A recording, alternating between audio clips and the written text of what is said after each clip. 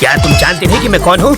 अबे तुझे नहीं पता तू कौन है? याददाश्त कमजोर हो तो गले में आई कार्ड लगाकर घुमा कर। तुम क्यों पकड़े गए? नकली पासपोर्ट बनाने के चक्कर में। तो इसमें गलत क्या है? ये तो कला है। कलाकार को भी पकड़ते हैं क्या? तुमने क्या किया? मैं तो बस एक माँ की इच्छा पूरी कर रहा था। माँ की इच्छा? हाँ, एक माँ अपने बच्चे से कह रही थी, बेटा बाहर मत जाओ वरना गब्बर पकड़ लेगा। बच्चे ने बात नहीं मानी और बाहर चला गया। अगर उस वक्त गब्बर बाहर ना होता तो बच्चा माँ पर यकीन नहीं करता। मौका देखते ही मैंने बच्चे को उठा लिया। लेकिन भलाई का तो जमाना ही नहीं रहा। उसकी माँ ने ही मुझे पकड़वा दिया। कहने लगी बच्चे को किडनैप किया है।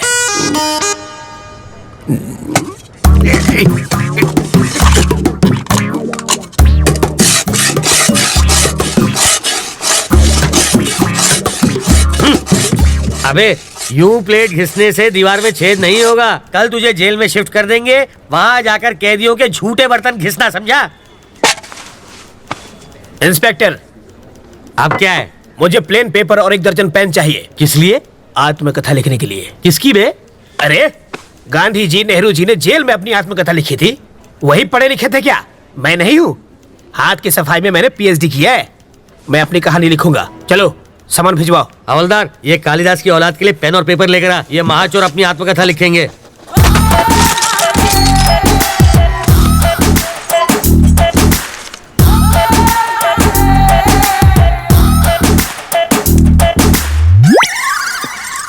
सर, आप क्या है रे? 1 कप चाय चाहिए सर। अबे तेरे बाप का घर है क्या? मैं यहाँ का दामाद हूँ सर। जेल को ससुराल कहते हैं ना। हवलदार जी सर। ये ऐसे ही पकाता रहेगा। चल हम लोग राउंड अप करके आते हैं। आप चलिए सर, पीछे पीछे हम भी आते हैं।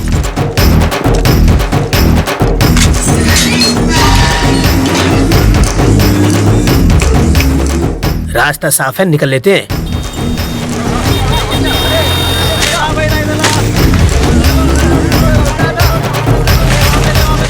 हाँ?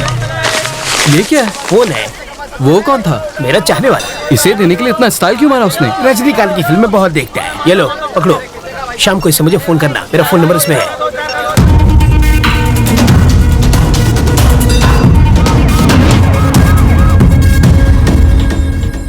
तुझे पूरा यकीन है ना कि वो उसी फोन से बात करेगा? होकर क्या है सर? हाँ। वो उससे फोन करेगा। अगर कहीं और से फोन किया तो बिट्टू को ढूंढना मुश्किल हो जाएगा।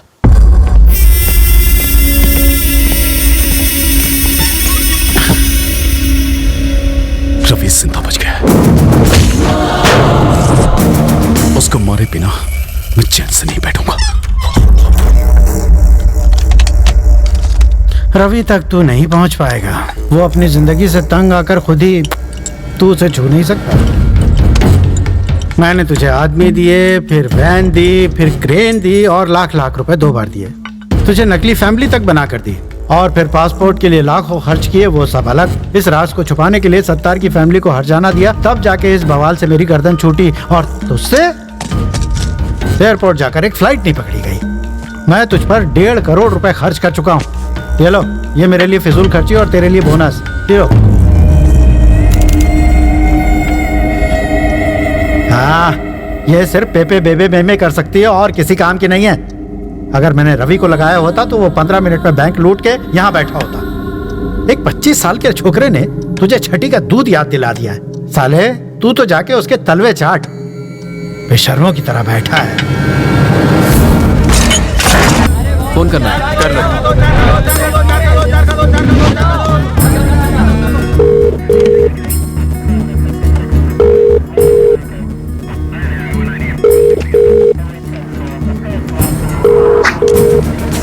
वो शायद मोबाइल इस्तेमाल नहीं करता, इसलिए ट्रांसमीटर लगा दिया।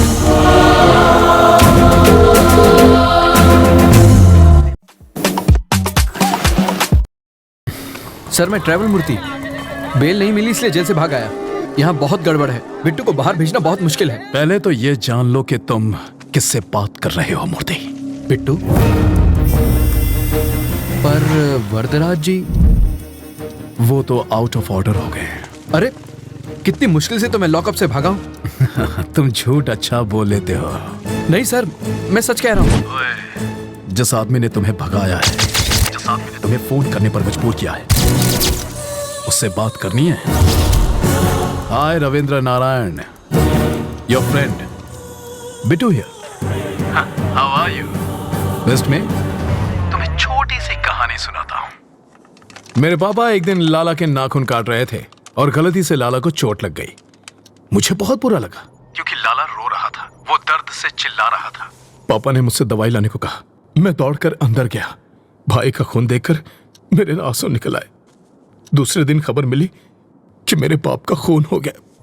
उसके बाद लाला कभी नहीं रोया, पर एक बात कोई नहीं चाहता, यहां तक कि मेरा भाई भी नहीं, कि वो खूनी मैं था।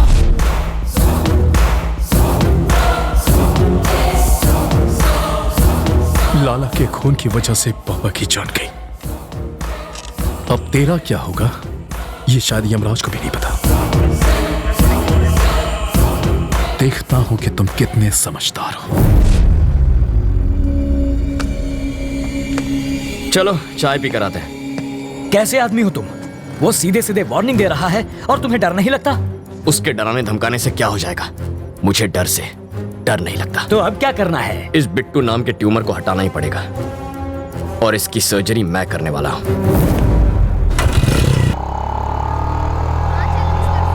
वो इतना खूंखार आदमी है, तुझे उससे डर नहीं लगता? मुझे उसकी फिक्र नहीं है अंकल, भूल जाओ उसे। मैं भी उसे मार सकता हूं, वो चिल्लाता है और मैं नहीं। आए? यही फर्क है। मधु, अंकल वो मधु है ना? अरे यार ये लड़की इतनी दुबली है, चश्मा लगा के भी नहीं दिखेगी। अंकल उस दिन गुस्से में इसने मुझे क्या क्या नहीं कहा, आज मैं उसका बदला लूंगा। ए मधु, मधु, मधु प्लीज प्लीज प्लीज रुको। ऐसे क्यों बिहेव कर रही हो जैसे तुम मुझे जानती नहीं हो? नहीं जानती। मैं ये भी नहीं जानती कि तुम्हारा प्यार सच्चा है या नहीं। तुम्हारा नाम भी रवि है। What are you saying Madhu? I love you ना। Who are you? तुम्हें मेरा बैकग्राउंड चाहिए ना? मेरा नाम रवि, बाबा का नाम नारायण शास्त्री, माँ का नाम मधुबाला, छोटी बहन का राजी। जरा इधर आ। सीताराम का घर आखिर है किधर? हम 3 घंटे से गोल गोल घूम रहे हैं। पापा आप मधु, ये मेरे बाबा हैं। क्या टाइमिंग है तुम्हारी? कहीं छिपा कर रखा था क्या इन्हें? डायलॉग खत्म हुआ नहीं कि कार की एंट्री हो गई। ये सचमुच मेरे मम्मी पापा है। ए बुढ़ा, ये तो एक नंबर का झूठा है। तुम्हें तो समझ होनी चाहिए। ये आखिर है कौन? किसी अंधे को भी यकीन नहीं होगा कि ये तुम्हारे पापा है। शक्ल भी नहीं मिलती तुम दोनों की। ये मुझ पर गया है। अच्छा, अब तुम तुम्हारी नौटंकी वाली माँ बहुत सुंदर है। मधु। कौन है ये? इतना चप्पड़ चप्पड़ क्यों कर रही है? इस सीन में तुम्हारा कोई डायलॉग नहीं है, चुप रहो। एक और वर्ड बोली तो तेरे दांत तोड़ दूंगी। समझा दूंगा इसे। सामने क्यों गिड़गिड़ा रहे हो? पैसा मिला ना तुम लोगों को? पैसा? मार खिलाएगी। पैसा मिला क्या? मधु पागल हो क्या तुम? देखो बेटी, मेरा बेटा चीप जरूर है, पर इतना भी चीप नहीं है कि अपने माँ बाप ही बदल ले। तुमने तो बड़ी आसानी से कह दिया कि हम लोग एक परिवार नहीं है। तुम्हारे मानने न मानने से सच नहीं बदल जाएगा।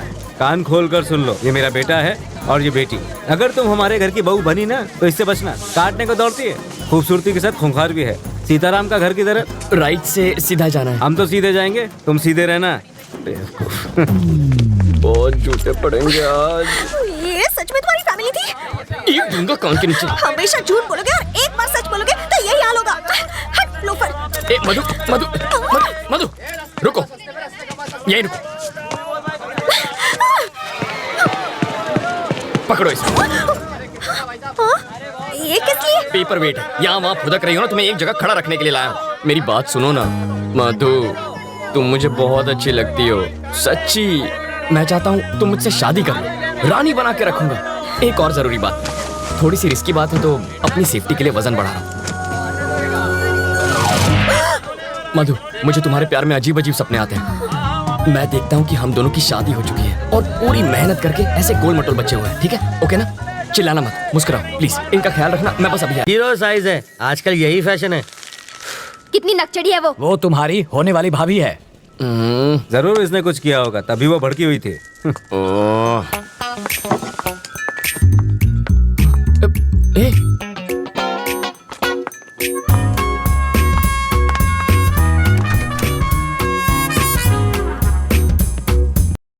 तुम सीधा बेडरूम के अंदर क्यों घुस गई? वो लोग क्या सोच रहे होंगे?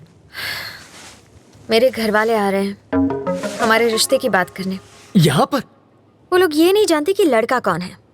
पापा को तो मालूम है, उस खूंखार माँ से तुम निपटना। मुझे पागल कुत्ते ने काटा है जो उनसे निपटूंगा। तुम जानती हो ना कितनी खड़ूस है वो। एक तो तुम्हारी बदतमीजी संभाली नहीं जाती मुझसे। तुम निकलो यहाँ से, ये बिल्कुल गलत टाइम है। तुम जाओ यहाँ से, जल्दी मैं जाऊँ क्या? अरे ऐसे नहीं मधु, देखो बात यह है कि मधु, तुम्हें तो पता ही है ना कि कल क्या हुआ था। सच कह रहा हूँ मधु, देखो तुम मेरे पापा को नहीं जानती हो। अगर उन्होंने तुम्हें ऐसे कपड़ों में देख लिया ना तो वो मेरे सारे कपड़े उतार देंगे। कपड़े उतार देगा। बोलो ना जानू, बोलती बंद हो गई। एक्चुअली कुछ कहो ना। प्लीज कपड़े पहनो मेरा।